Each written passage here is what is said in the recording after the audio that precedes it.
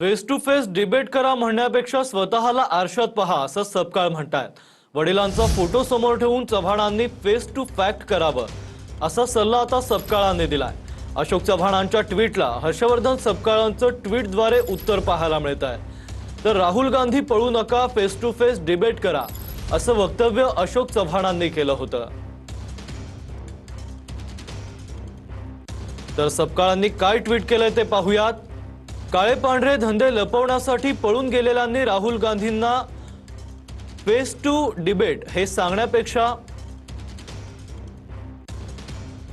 आधी स्वतःचा चेहरा आरशात पाहावा आणि आपल्या वडिलांचा फोटो समोर ठेवून फेस टू फॅक्ट करावं।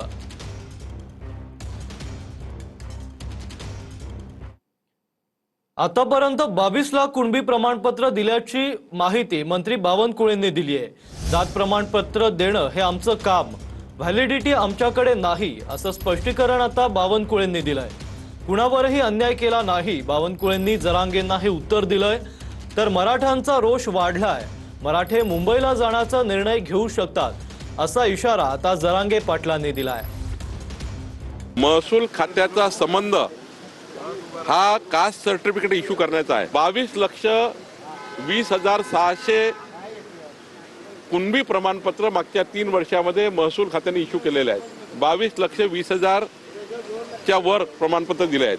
आता महसूल खात्याचं काम आहे प्रमाणपत्र इश्यू करणे, कास्ट सर्टिफिकेट देणे। मात्र व्हॅलिडिटीचं कंट्रोल आमच्याकडे नाही आहे, तो महसूल खात्याकडे येत नाही।